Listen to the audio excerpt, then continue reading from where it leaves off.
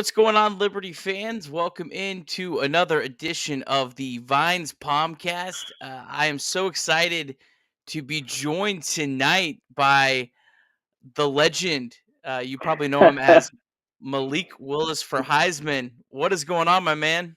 What is up, Nick? Thanks for having me on. I have watched pretty much every show you put out, and I enjoy it. And if I'm not watching live, I'm tuning to in the car the next day on the way to work, and I love it. And even though there's not a 2,000 people that sit here and tune in your show every night, for us true faithful fans of yours, we love tuning in. So thanks for having me on the show, and I really enjoy it. You do a great job with it. I appreciate that, and I'm thrilled to have you on. Definitely wanted to have you on for a while here, and glad we were able to get this worked out. And hey, I'll say,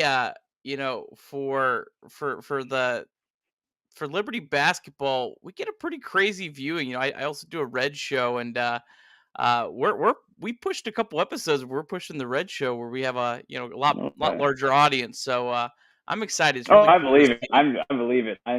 You do a great job. The slides kill me. You literally come through and it's like listed offensive efficiency ratings and KenPom rankings, and I'm like, dude, how does that guy have time for anything? You do a great job with it. So thanks, and all of us Flames fans enjoy it a lot. So Yeah, don't tell my boss. I might do a little bit during the day here and there to supplement. But yeah, I yeah, turn my obsession into hopefully some knowledge or whatever for you folks out there. What little knowledge we I enjoy have. it, Just don't ask me any and X and thanks. O questions. Don't ask me any X and No, O questions. I know. I'm just Anytime in a message when we start talking about football, Nick just starts sending basketball stats. You can tell he wants to change the topics conversation quickly. Yep, that's I me. love it. That's me. That's me. Well, tough road trip for Liberty. We'll Has start as we been. always do. We kind of go through every game. First one was Jacksonville. Liberty Falls 73-69. This was tough. I mean, Liberty had a 40-28 lead, close to halftime. It honestly, I mean, I was like, oh, I'm just beating up on Jacksonville again, and just nothing went right in the second half. Liberty's defense really let them down, especially um, inside the arc.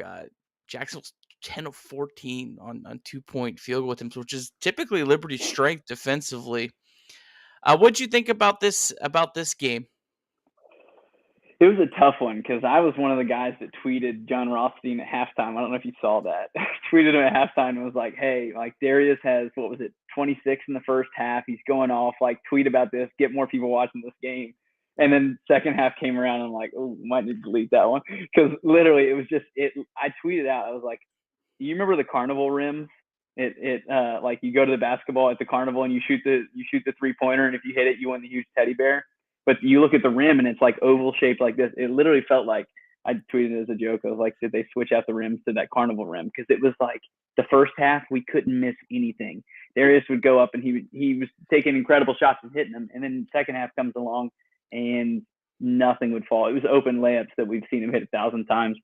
So I mean, let's see, Darius went off in the first half and then couldn't miss, and then second half we just didn't. Yeah, we didn't do much. The other thing with that game, the camera person, it was atrocious.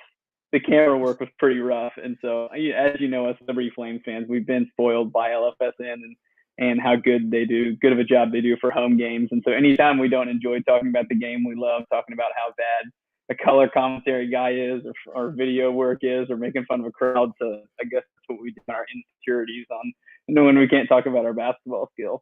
But Yeah, the second half's going on. I'm like, Nick, don't tweet anything. Nick, don't tweet anything. Nick, don't tweet anything. I'm getting really ticked off watching this game, and these guys are just really struggling with the broadcast, and yeah, it and was. the Hey, camera was brutal, and I was like, oh, it's just I like gotta get the picture I tweeted out. I tweeted out the picture of remember like the '90s cameraman yeah. and the big one that sits on your shoulder. Tweeted this out and then live look at the Jacksonville State. I thought that one was funny, but Yeah, this was yeah, a tough. rough game overall. I literally think I could name every field goal we had in the second half. A B at 2 threes. Kyle had 2 threes. and then Darius and Keegan each had layups. And other than that, it was like a 12, 13-minute drought of no field goals. And so anytime you do that, it doesn't matter how big of a lead you build up in the first half. It's gets tough to hold in conference time. So tough one. Yeah, and then it got compounded with nearly an identical score. North Yeah, Florida it beats really was. Liberty 72-69, literally a 1-point difference in the two games. Liberty in this one even had more control of the game, up 11 points with 16 minutes left, and then same thing.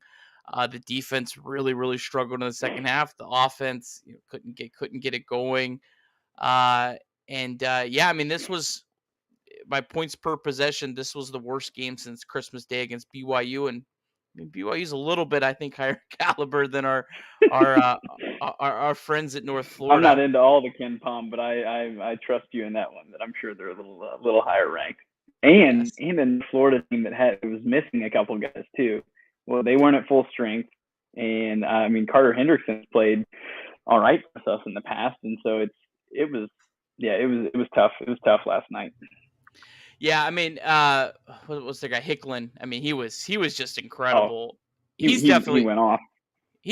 and looking at some of their numbers, he's definitely their best player now. So don't let the whole they're missing their top two scorers fool you from. He's their best player. All the Well, numbers point. and you get a lot of times when there is another scorer out, it gives the freedom to that one scorer to come to step up and really take over that top spot, which I feel like what happened last night. And then I feel like we just saw again last night.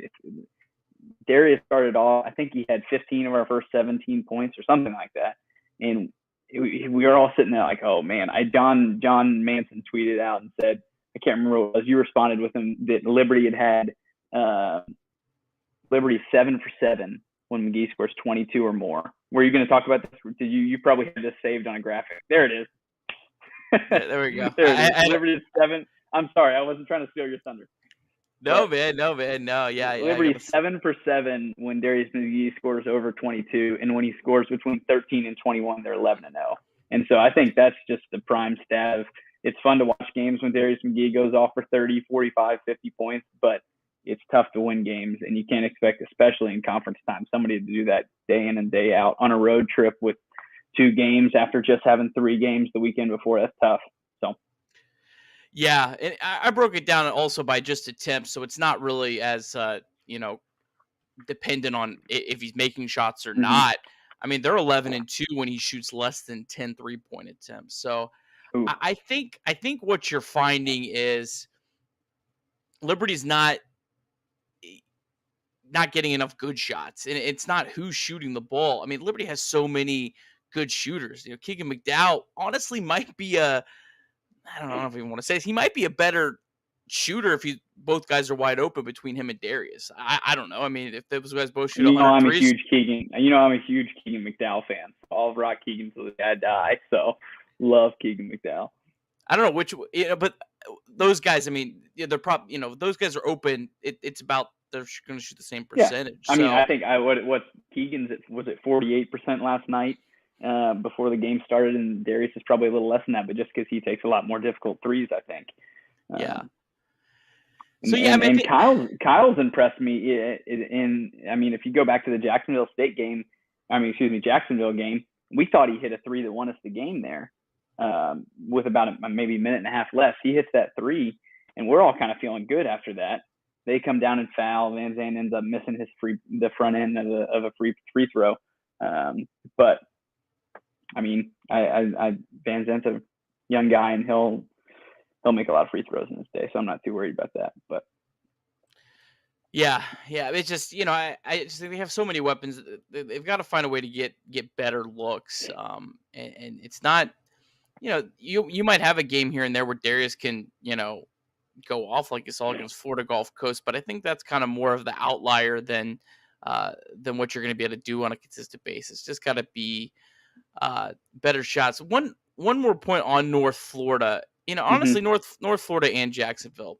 First off, you got to give both of those teams some credit. They played really well in both of those games. They hit a lot of tough shots. Both teams played really good defense down the stretch. I don't think we're too big that we can't give these guys some credit. They both played well. I think you almost kind of going into this like weekend into Tuesday thing. If Liberty would have split, I think we probably would feel much better right now. It's not one Yeah. loss; it's kind of both of them that kind of makes it feel worse than just one. But remember, I mean, we're talking 7 points total between the two games, added And together. the thing that makes me feel a little better after this last two games is we needed some close games at the end. We've had a lot of games that weren't close at the end, that we didn't have high pressure shots and high pressure possessions, to where we knew we had to come down and take off 25 seconds and get a good look. And so I feel like in the end, I'm the type of guy that, I mean, it seems like every season, if you look back to what was the last time we lost two straight games in the ASUN, wasn't it 2020? And it was Stetson and North Florida, I think. Does that sound right? Yeah, I think that was the last time we lost two. And so, I mean, that team had a lot of good players on it, obviously. That's one of the best teams we've ever had in Liberty's history. So it's okay to lose two games. It prepares you in the long run. And if you have a team that comes in and now I might not agree, might not think the same way everybody else does, but if we were going into the ASUN tournament, I would much rather play North Florida again than I would a team that we swept two times. And if we beat Kennesaw State two times and go play them for a third time, because everybody knows it's hard to beat a team three times. Coach McKay said it 1,000 times. It's hard to win in conference games, no matter what. It's hard to win no matter what. But three times is really tough. And I'd much rather play a team that we just got hit in the mouth from North Florida, and we get to play them again in the ASUN tournament and make a statement game again there, and hopefully it's on our home court. I'd much rather have that than having a team that we've beat two times. We come in confident we might overlook. So I feel like it's not the worst thing that happens right now. You'd much rather it happen now than in the second round of an ASUN tournament, you know? Yeah, you don't want to be peaking in February. That's for sure. Next month's when you want to peak. So, uh, North Florida, I don't know if I would necessarily want to play them again just because of how capable they are at shooting the three ball. The, Yeah. the teams that can shoot the three ball really well, those are the teams that scare me the most because they're the teams that if Liberty plays even pretty well, they could just have a great night and beat you. So that's Mm-hmm. kind of what scares Well, me. North Florida shot 54% or something last night, right? Yeah, and that's 52%. And that's not crazy. I mean, they were shooting super hot in February. They were 3-1 coming in. They had the second best numbers efficiency wise in the conference. That was without those guys. And one Mm-hmm. other point on North Florida, yeah, Carter Hendrickson has had a really bad year. And he's had a lot of injuries, so I don't think it's necessarily just all him, but he's been dealing with injuries I think all year. But he was shooting below 30% from three, below average Ken Palm offensive rating. So, and the other guy that they were missing, Placier, he had a below average Ken Palm offensive Yeah. rating too. So these guys, yeah, they may be their leading scorers, but neither one of them were playing well. Um, K-Pop has an offensive rating in hundreds average. Liberty has, I think, 7 guys that are above Yeah. 100. The only guy on North Florida is Hicklin that went off. Yeah. The two guys they were missing were both below average. So, I mean, I know we kind of look at that and go, oh, they're missing, but well, maybe Yeah. Makes we sense. No, you can know almost all the speak. analytics and numbers. I just go extremely anecdotal from specific situations. Carter Hendrickson went to school right down the road from where I did. I'm from Louisville, Kentucky, and he went to school in Lexington. So Yeah, that's I would cheer for him for that, but not when he's playing Liberty, obviously. sure, yeah, and like I said, he's had a lot of injuries this year, so I'm not Yeah. saying it's he's just playing terrible, but he hasn't been effective this year Yeah. overall. So, I don't get to you know, watch as many all around ASUN games as you do. You live the life, but got to tune into those couple ones tonight. Jacksonville State looks good still. I wouldn't want to play them again, even though that goes back on what I just said a minute ago on going versus a team that we lost one to. But man, again, they're athletic and they can shoot the three, which is two things that scare me in come tournament time. yeah, yeah. Big game coming up. We'll talk about it here in a minute on Sunday. It's Jacksonville State at Bellarmine, which Mm-hmm. essentially, I mean, that's probably going to decide who gets the number one seed in the is it the West Division? I forget what the divisions are called. I don't even know. Whatever division Liberty's not in, it'll probably Yeah, decide that. And then I'll kind of get through the tiebreaker scenarios kind of when we get it would to make that. sense if they were in the West because I would think they're West and Liberty's East, but could be wrong. Yeah, yeah. The way they did play a game Are that are we started. moving on from the losses? Because I have one more thing to say. Yeah, let's move Oh, on yeah. from the losses. Okay. Yeah. I got one more thing to say is I started off at Liberty in 2013. I don't know what year you started off at Liberty, but if you take when we stepped on foot on campus, if you would have told me that two teams in 1 week would have stormed the court after beating Liberty in basketball, I would have told you you're absolutely crazy. And so before we get all down about losing a couple games, remember where we came from, a team that was losing games with 12 people in the Vine Center. I mean, literally, it was a joke. There was one game I remember some buddies and I went to, Jacob Sapala, and he was yelling at the other team, and the guy in front of him, there's like 8 people in the crowd. The guy in front of him literally was like, hey, could you guys quiet down? We're like, we're at a basketball game. What are you talking about? So we've come a long way from where we were at, and now we have people storming courts when they beat us in just conference games. So next time you feel down about that, Chad, I hope you're listening. But we got teams storming the court versus, so we're doing something right. Yeah, that's a good point for sure. I went a couple years, 06, 07, 08 was when I was there, and then I went home and finished up the old online program, Nice, the 15-year bachelor's degree program. Uh, nice. but yeah, I mean, if you would have told me that teams would be storming the court against, I'd be like, "Yeah, okay, yeah, right." Like, I mean, that's Two in a that's row. Now they weren't the best storm you've ever seen. It was pretty mild, but it was still a storm of the court. So still flattering, still flattering. We should be that felt a little good. flattered on that. Let's talk about the defense overall. We've talked a lot about the offense, and I mean, Liberty's offense, it's going to come and go. Just because Liberty shoots a lot of threes, it's a good strategy for Liberty. So like, let's not even go, well, they live and die by the three. That's fine. That's what they should be doing with the players that we're recruiting. That's the best strategy. That's what won. That's what beat Mississippi State in the NCAA tournament. So if you didn't like that, then I guess don't like that strategy. Whatever. I'll get off my soapbox on that. But I'm not as worried about the offense because Liberty's got so many good shooters. I think they'll figure that out. The more concerning thing is the defense. Now, I say all this, and Liberty still ranks as the best defensive team in ASUN play. So, like, I don't want to be like, oh my gosh, the defense is a huge problem. Well, maybe against a high major team, but against the ASUN, it hasn't really been a problem. But the last four Mm-hmm. have been four of the worst games of the year defensive efficiency wise. And if you're watching it, I kind of have the chart up there with the numbers. Basically, 100 or higher is more than 1 point per possession. And I don't know the exact number, but if you keep it under 1 point per possession, your chances of winning are like above 90%. So, I mean, that's a pretty good. If you look at, you'll see a lot of losses on the games that are over 100. You see a lot of wins when they're not. So, uh, that's a concern. I don't know if it's being a little tired. They've had a really brutal travel schedule. I don't know if it's just Yeah. maybe a lack of focus. And I think when people say lack of focus, sometimes like, oh my gosh, they're not trying. It doesn't necessarily mean they're not trying. It's just human nature. Sometimes you have better focus other nights than others. Not because you're not trying. It's just I don't know what it is. I don't know if it's just some struggling with communication or Yeah. what.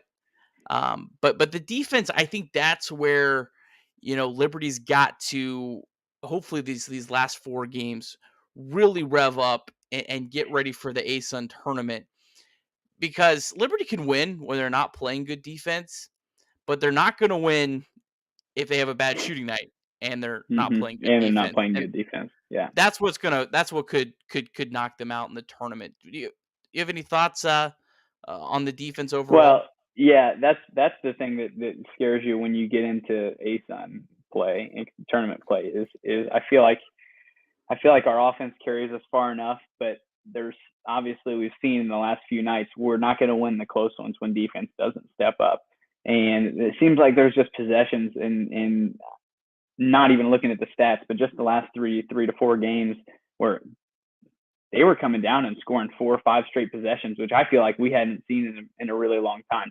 So I'm sure it's a mix of. I mean, I know there've been so many COVID stops or guys who aren't able to practice all the time, and just stuff that messes up the flow of things normal. On top of that, just had the road. I got to come to the game versus Bellarmine last week, or 2 weeks ago now, but game versus Bellarmine, they had 3 straight games in Kentucky there, and then go on another road trip this week. I feel like it's just a mix of several things, and hopefully it's a time that also it's a younger team that doesn't have as much true upperclassmen as we've had in the past, and so a bunch of guys out there playing getting their first year of a lot of playing time, and so I feel like that's something that might be holding them back, but it's still I feel like we say it's not as good defense, and like you said, we're still first in the ASUN, and we're still holding teams to a pretty low amount of points. It's just to our standards that we've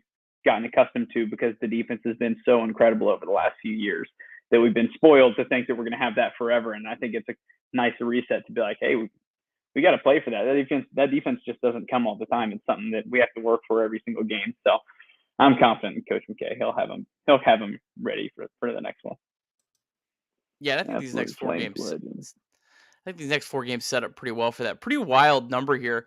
So the defensive efficiency rating, Liberty right now ranks 153rd in the country. You know what they ranked last year? What? 153rd. They're the really?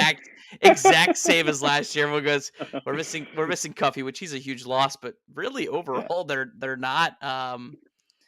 They're right at the exact same number. I think they've had probably more variance game to game. But yeah, I mean, just I feel like we've set our defense up worse this year. I feel like there have been more quick turnovers or skip passes that have been picked off, or just plays that set the defense up to fail more this year and make us look worse than in past years. What do you think about that? Yeah, I tend to agree with that. Our 2-point bad defense offense that has led to tough defense, if that makes sense. Yeah, it's interesting. So our 2-point defense has significantly improved this year, like doubled. But our Really? 3-point percentage defense has plummeted, like 199th. We were 70th last year. Okay. So it's, I don't know, kind of one of these things. But yeah, I mean, if you remember 2020, I know we don't like to talk about that, but the tournament, Yeah. Liberty won their first round game scoring 55 points against NGIT.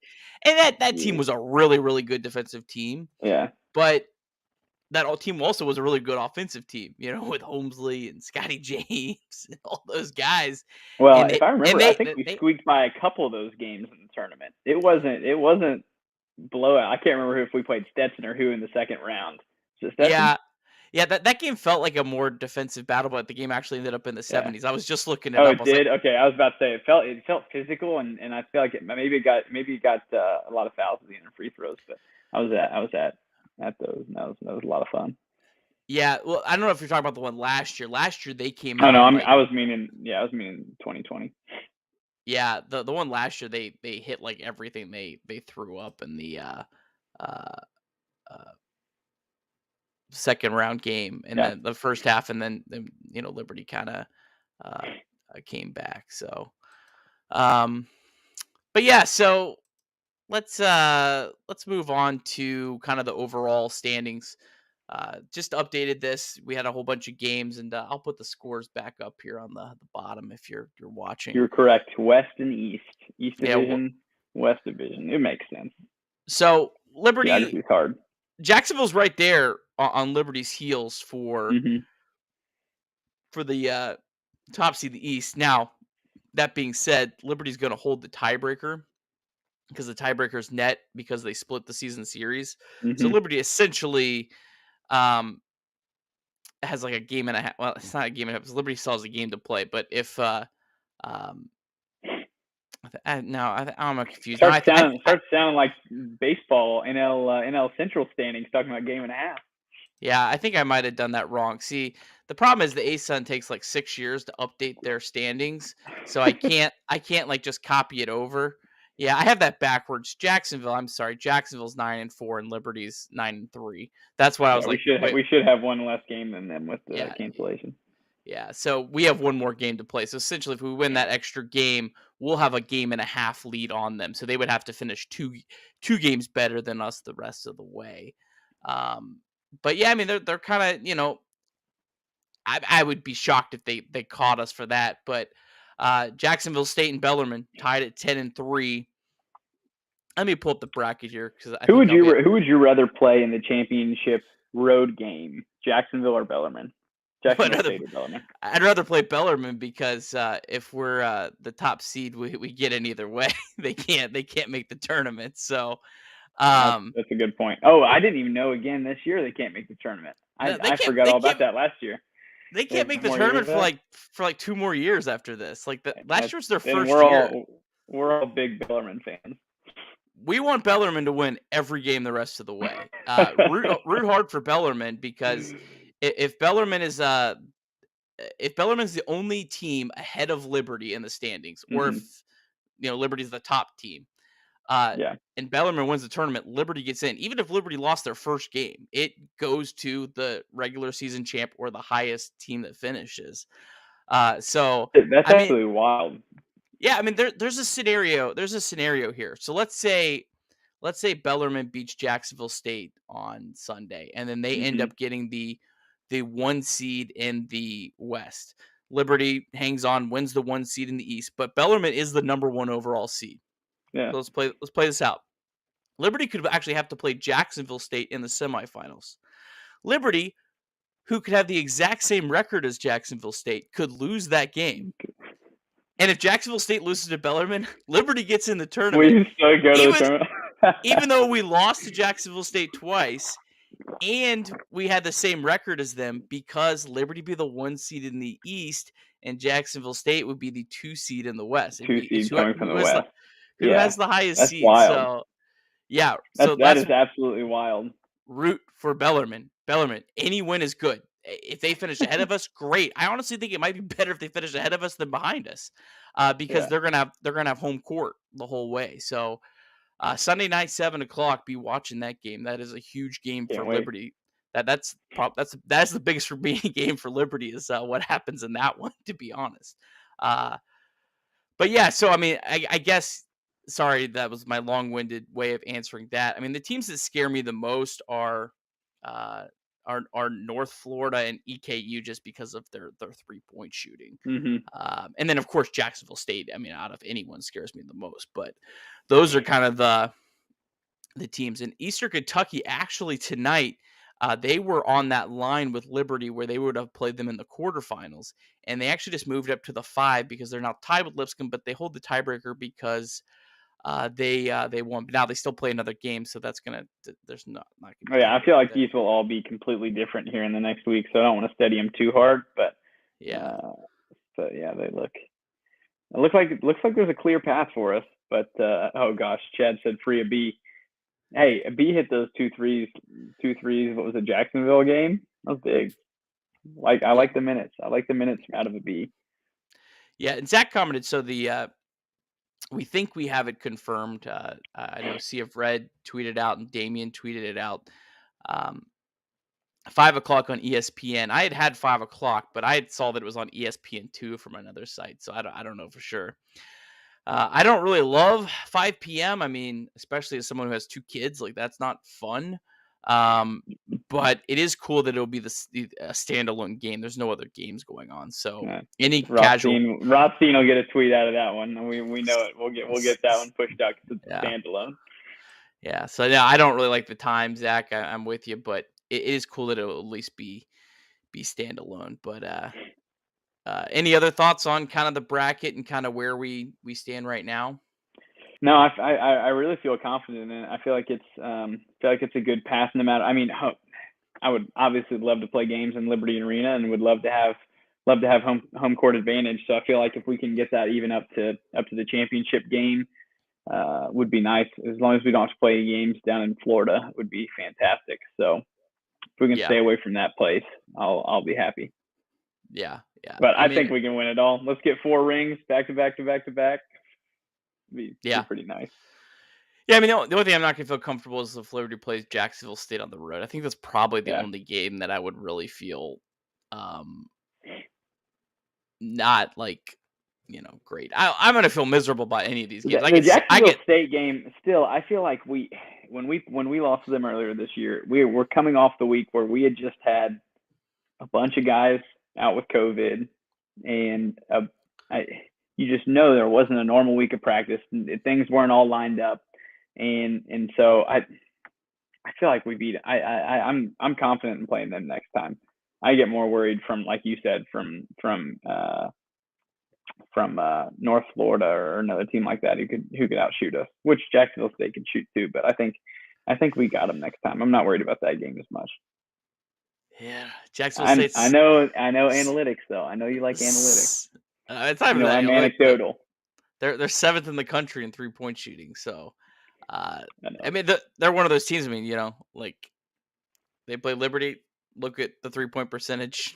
There's your winner most nights. Yeah. I mean, that's what it would come down to. But so that's kind of where we're at now. Here's the overall net and KenPom rankings, and then again, it's just it's funny how kind of the perception is, oh, Liberty's struggling. Oh, look how dominant they are still. Yeah. I mean, almost 40 plus spots ahead of second place in a Jacksonville State that's pretty good. I think Jacksonville State probably will move up a little bit after a nice performance tonight against Lipscomb, but I mean, Liberty's still, I mean, heads in above the best team. North Florida, though, man, they have shot up. They were down in the 300s. They are now pushing 250 in KenPom. That is a team that is playing really, really well right now. They are definitely a team that's peaking. If Liberty gets lined up with them, let's hope they stop peaking here at some point. Yeah. But what's interesting is just the Lipscomb fall down the last few years, and I know they lost their head coach and they lost Garrison Matthews, but man, I think that gives us a good idea of what could happen if we lost McKay. And it's like, I think it's a good reason for Ian McCall to be like, okay, that's why we're signing him to lifetime contracts as many times as we can keep signing him, because it's like Lipscomb was great and they were getting a lot of wins every single year, and then one coaching change and a couple good players that leave, and it's like, and I know they've had Asana Sajula for the last 9 seasons, it feels like. But when he leaves, I mean, they're going to have trouble having points, and they're going to go from 282. They're going to be fighting Central Arkansas for down there at the bottom of the barrel after Asana Sajula leaves. So I don't know what's going to happen with them. It's been a rough slide downward for them. Yeah, Central Arkansas is a team that every time I watch them, I question myself on net and KenPom, because I'm like, they are not this bad. I swear. Like, what am I watching here? I don't know. I usually trust the numbers. I haven't watched many games, so they're competitive in all these games. They just got blown out so much earlier in the year that I think their numbers are just so far down the tank. I don't know. I don't think they're as terrible as that 300. I mean, I still would feel good if Liberty played them in the tournament, but so how many teams make the tournament? 10. Every team makes it. Yeah, everyone's in. So Central Arkansas. I thought for some reason, I guess, what was it? A couple of years ago, it was some teams didn't make it, but that was when they only had 8 of them, I guess. Oh yeah, no, but Central Arkansas is currently the 3 seed in the West. Like, they may have the worst KenPom numbers, but they're good for them. Yeah, I mean, that's why I'm saying, like, their numbers kind of deceive me a little bit. But yeah, I mean, it's a great point on Lipscomb. I mean, that was a team that they should have been an at-large that year. I mean, they lost in the NIT championship game. That team was really good. That team could have made the Sweet 16 if they got in.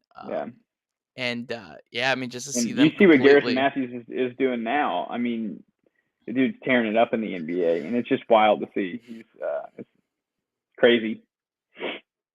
I mean, that win. That win is more impressive than the Mississippi State win. When I look back at it now, the Mississippi State win was the signature moment, winning the tournament game that we had been dreaming of for years. But if you compare the two games, Lipscomb on the road was the tougher game than on a neutral floor in California playing Mississippi State. Yeah. That game, and I encourage you, if you haven't, go back and watch it again. It's just, you watch it again, your heart will be racing watching it. Man. It's I still remember where I was when Georgia hit that shot in the corner. That was a shot heard around the world. That was awesome.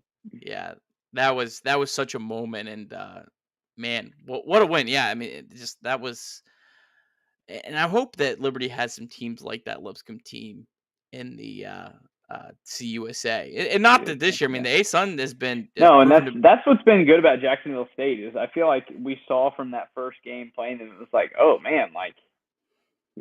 We have another team that's actually going to compete, which I know we've lost 2 more since then, but it just felt like it was at similar levels like 2019 when we had 2 teams really duking it out. And and made it more fun. Made those games were a blast to go to back in 2019. It was a lot of fun. So Yeah, absolutely. Let's run through some of the players here. This is kind of the updated if you're watching the points per game and the Ken Palm offensive rating leaders. No surprise, Darius McGee still leading the way at 22.9 points. Shiloh and Keegan both averaging 10. Kyle Rowe just continues to climb up. He's at 8 points per game.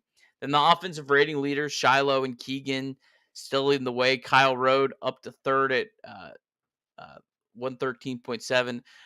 Real quick, not to nerd out completely, but Kyle Rowe, for instance, that is essentially 13% better than what the average player would be because 100 would be average. But as I said, I think last week, a couple weeks ago, Kyle Rowe was not even in the top 7, and he just keeps flying up. He's just it's playing wild. And phenomenal. And he's gotten great looks too, and a lot of them have been threes. And he's knocked down his open looks. And I can't remember what game it was. I'm gonna have to go back to an old tweet. And the amount of shots he took and the amount of points he scored was wild. Do you remember that? I can't remember what game it was. I can tell you in a second. Let's see. Lipscomb, he made 6 of 7 from 3, which is wild. I mean, if you would have, Okay. It was, what game was on the 8th, February 8th? He scored 24 points and only took 11 shots. Yeah, Lipscomb, he shot Was 6 of 7 from 3. Yeah, I mean, he had a Yeah. game against Stephen F. Austin. He went 0 for 7 from 3 earlier in the year. So it's great to see him. It's fun to see him turn around and become more of a scorer. I still think, I don't know, is Isaiah Warfield the highest recruit we've had, or is it still Kyle now? But when Kyle came in, he was really high rated recruit and really high expectations. And obviously, he's led the team extremely well, and he does incredible on defense and passing the ball. But it's nice seeing that scoring side come in and seeing him confidently. Even last night, you saw a couple of possessions when he kind of just took over. Darius hadn't been hitting as many shots, and he kind of just took over and drove in and made some nice little those floaters coming in on the right side and backed them in and took over when he needed to. And that confidence is fun to watch him play with it, because that's what we're going to need when it comes down to conference play. And if we make it to the tournament, is other ball handlers to have confidence to shoot the ball when Darius isn't hitting, which occasionally has happened in the past. And we got to have other guys who are confident to take the shots in those situations. Yeah, just got to be getting better shots overall, no matter who's shooting it, I think. But a guy I'm interested to see how he's able to finish out this season is Brody Peebles. It's kind of been an up and down year. I mean, we saw him early in the year and like that LSU game, man, like wow, Brody's arrived, and like any freshman, it's always going to be an up and down season. You have to expect that. I'm interested to see if he can kind of get a little bit more into the mix, maybe kind of be a bigger scoring option. Mm-hmm. I don't know if it's his defense that's kind of been, the reason why he hasn't got as many minutes of late. But I mean, that's a guy that definitely is capable. And I don't know. I almost feel like maybe hasn't been as aggressive lately. I don't know if it's some of like the, just learning the pack line and all that kind of stuff. I don't know. Is there anyone else kind of that sticks out to you? I feel like it's the B situation from last year. It's he came in versus a big team. I can't remember who it was last year for a B SEC game. He came in and played and kind of went off. He went 7 for 7 or something crazy. It might have been LSU as well. Do you remember that game? I think it was Purdue. I think it was Purdue. Yeah, it was Purdue. You're right. It was Purdue. So not an SEC team. But we lost. It was a closer game, and we literally came in going, oh, man. And I think it's just a good sign to see, okay, this is what they can do. But also, you remember why guys stay in programs for 3 to 4 years, and that's when they get the most playing time. And if we would have looked back at Darius 4 years ago, he had some great shots in that 2019 season and some big shots that helped us win even in March Madness. But he wasn't as polished a player as he is now. And so I feel like it's just every minute we can get freshmen on the court is beneficial, no matter if they're scoring, no matter if they're not doing great, no matter if they're messing up on defense. Every second we can get Brody out there is just preparing us for next season to be more prepared and have more just reps underneath our belt of guys who've been there in conference play in a close game, coming in with important minutes where you need to stop, or you need somebody who can dribble the ball and not turn it over and make free throws. Like that's every minute like that with Brody. It didn't worry me at all that he hadn't scored as much recently. He had a great assist last night to Blake on that cut going through the middle, and I'm not worried at all. My see a Yeah, red jersey is Brody Peebles, so I'm going to be ready for that when it comes in. yeah, that's a great comp on Darius. Darius kind of came in his freshman year right off the bat was scoring a lot at 19 points against Yeah. Georgetown, 18 points against Oh yeah. Navy. But then later on in the year, he had Darius McGee had back-to-back games in February against Stetson and NJIT where he did not score a single point. And then what did he do? NCAA tournament, he dropped 5 threes on Virginia Tech and almost brought us into that game. Yeah. Yeah, I mean, almost, I think Liberty actually led by like a point at halftime. He was a big Yeah, we were reason up. for I that. was at that game. We were up by 1 at halftime, and then just slowly. Oh man, that was a tough one. We were close to playing Zion Williams in the tournament. We would have been. Can you imagine that? Oh man, Mayo and Scotty matched up on Zion would have been incredible. What could have been? That would have been awesome. The Mayo and Zion memes. I could see them now.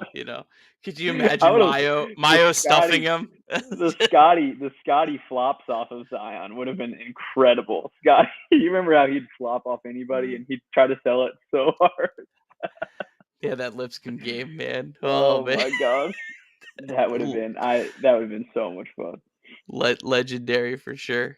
All right, well, good memories.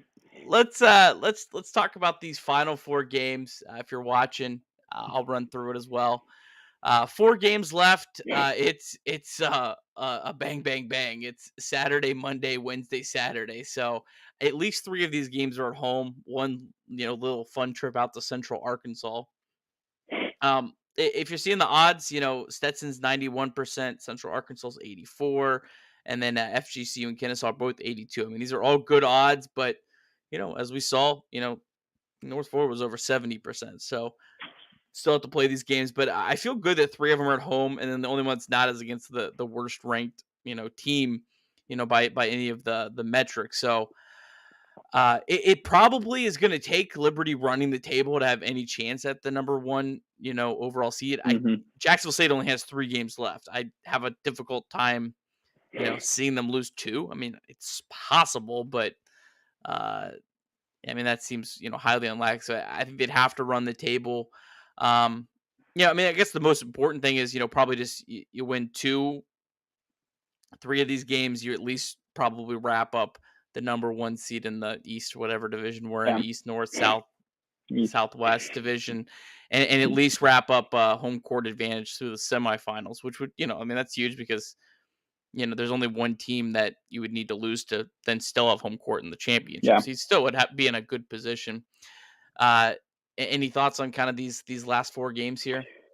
No, if you were going to pick any 4 teams right now to play with back to back, because we had to add the game, it was Kennesaw the game we got canceled and had to add back, I think it was.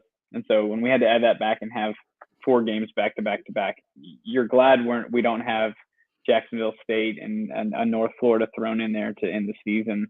So it's as good as it can be, but again, like we just saw last week, if not taken seriously, or if defense isn't at the level we've seen before, or if the shots aren't falling, or that secondary scorer doesn't step up, I mean, 3 of these teams I feel like we could lose to, and even Arkansas, Central Arkansas, it's on the road, so I feel like we could lose all those games, and so I'm not a did Liberty win guy who's going to say Liberty's locked for winning the rest of the games the rest of the season.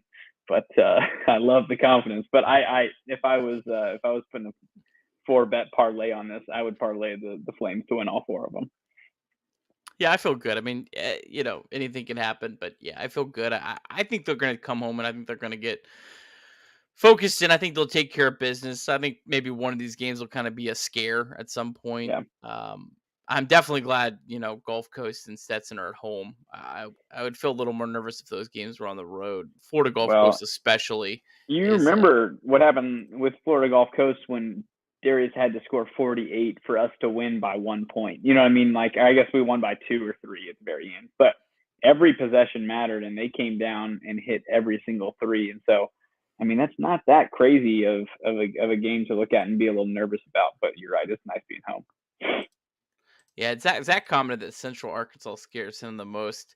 The thing that scares me the most about that is that could really tank Liberty's numbers if they don't play well, because they're a 12 So point they're a yeah, 12 even point if they lose by favorite 2. 12-point favorite at on the road, which is tough, man. But yeah, you go out and you lose that game by 8. That's a 20-point swing, which is huge in the metrics. So, yeah, that's a tough one. Just yeah, and Bill kind of said, just having to play it 2 days after a game. But True. if anything will get you focused, it would kind of be this last road trip. I think coming home and getting Mm-hmm. focused and And Monday's my birthday, so I feel confident the Flames will pull it out for my birthday on Central Arkansas. So there you go. And that's an 8 o'clock confident in game. that one. 8 o'clock Good. game, I think. I'll be So up late. I'll be up late. nice later tip for I us. like the 8 o'clock game. You can put the baby to bed. My son's 15 months. Put him to bed, and then once he falls asleep, start the games up, and you're ready to go. So Every sporting event should start after 9 p.m. But I'm sure I'm alone on that one with a lot of people. But yeah, the later the better for me. So yeah, we'll see how this shakes out, and then nice. Liberty's pretty well. We'll just kind of say they haven't officially wrapped up a first round bye, but they wrapped up a first round bye. That's not going to happen. So then they'll have a nice break. They're not going to play till Thursday, so they're going to have Saturday until Thursday off. So that'll be kind of a nice little break after this, and hopefully get into this ASUN tournament and see what can happen. One final thought, and I'll pass it off to you for any final thoughts. Is look, Liberty may have dropped, and they might, if they win this tournament, be a 15 seed in the NCAA tournament. Man, don't take that for granted. Come on, let's enjoy that. There's a lot of teams across the country that would die to have a 15 seed, and so very if true. if that ends up being, what Liberty gets, being excited about that. Don't take the stuff for granted, because as you said earlier, Lipscomb, look at them. You don't Yeah. get these opportunities. So Takes one any other, change. The other thing is I feel like now we're hitting the point to where, yeah, we've lost a few games. It's honestly, we're just cheering for bad teams in conference tournaments to win. And that's our best likely chance of getting a 14, because I still think 14's on the table, because there definitely could be, there's enough teams that are worse than us that didn't go out and play Iona or BYU or all these big name teams, and they go win their tournament on a fluke and come in, and they have to come into the 15, 16 seed. So not, they'll play out as they will. And still, I think when we look at the bracket like we have in past years, there are a lot of 2 seeds we'd rather play than 4 seeds. And so I feel like you look at it now, there wouldn't be a ton, but 3 to 4 seed, it's all the same. And so, yeah, ORU was a 15 seed last year. That's a good point, Zach. But yeah, the other thing I'll add, and I'll say it really quickly, and so just to get people's, there's nothing worse than being a team that's like, I just feel like if we were undefeated at this point and we were going into the tournament, I would be way more scared than I am if we've lost a couple games going into the tournament. Have a couple licks. Know we've lost. Know we can get better. And I feel like we're positioning ourselves like we have in the past 3 years. You got to remember, we've lost several ASUN games in the past 3 years that have prepared us to win in the tournament. So I'm not worried. Coach McKay will get the guys together, and I think we'll win the conference tournament. So that's my goal for us, for the team. Sorry, not us. Yeah, absolutely. And yeah, I mean, I think you're right. I think maybe Liberty has um has lost the chance of sneaking up to a 13, but yeah, I definitely think a 14 is still on the table. And then I don't think people realize that the the difference between 14 seeds beating 3 seeds versus 13 seeds beating 4 seeds really is not Oh yeah, it's not that big of a difference. I think 4 versus 13 is 79%, and then it probably drops off a bunch going to 15 three beating 2s. three But three versus 14 is only 84.7. So it's only a 5.7% difference between that. So really, it's not as big of a gap. Yeah, like you said, mhm, it's a huge gap between 2 and 3. So yeah, if they could, and a team like Houston, who's like really good with the metrics and is going to get a really high seed, they're mhm. missing like two dudes. So like that could be maybe a potential like good matchup they could sneak in. Again, just get to the tournament. Let's see what happens. Let's enjoy it if they get there. But yeah, my man. Well, this Win a was couple more games. yeah this was a lot of fun. I really appreciate you taking the Thanks for time having me on. doing a late show, and just want to make sure we did it and wouldn't be dated like 10 minutes later after the Jacksonville State game went final. No, well, Sure enough. thanks for having me. It was a blast, and I really I love listening back during the week, and it's a lot of fun, and you really do. It's so professional. You do such a good job with it. So makes it look like you're getting paid to do it. You should get paid by somebody to do this. So you do a great job, and thanks for filling all of us in, because there's a lot of us who don't understand metrics at all, and we just read your stats and are like, oh, that's great. My favorite thing you did was the time. Did you make the timeline that you sent out of that you said you're going to give to your wife for March? Did you make that? That's not public now. Yeah, I made that. Yeah, I made that. I I love. laughed so hard. It was just a timeline of when games were happening and when he was available during the week, and I laughed pretty hard at it. So sorry, that wasn't public. My No, it's all good. It's all good. My wife doesn't watch this show, so I think I'm good. bad. I did almost forget though. Before we do get out of here, we'll come back in just a second. We got a message from the Reverend Will Matthews on Oh, good. location in Florida, and I almost forgot to play this, and I would have been so mad at myself, and Will probably kill me. So without further ado, here's a message from the Reverend. What's up, Kirby? And at Malik for Heisman, which might change someday when Malik is gone. Man, I went through Jacksonville today on our way to Disney World, and I wanted to throw up. I wanted to pull my car over and just get out and cry on the side of the interstate. But hey, we're gonna bounce back and win this ASUN tournament. Y'all have a good night. I love how he couldn't decide if he wanted the mask on or the mask off. And the only reason he wore that Liberty mask is because of all the crap we gave him for the UNC mask he had back a couple weeks ago. I love it. I love it. Good Yeah, for them getting some family time down at Disney. That's fun.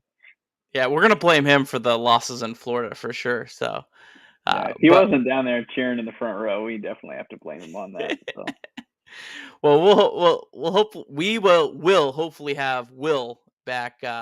We'll do a show here next week when he gets back in town, and do a couple more shows here as we get ready for the ASUN tournament. But I'll be again, back anytime you let me on. If not, I'll be in the comments asking questions and joking around. So thanks for ab- having me, and enjoyed it. absolutely, we'll definitely drag you on again. Well, again, if you haven't subscribed on Apple Podcasts or Spotify, the VinesPomcast, make sure you do that. Also on YouTube at Liberty Classic Games, got some games up there as well. So until next time, go Flames.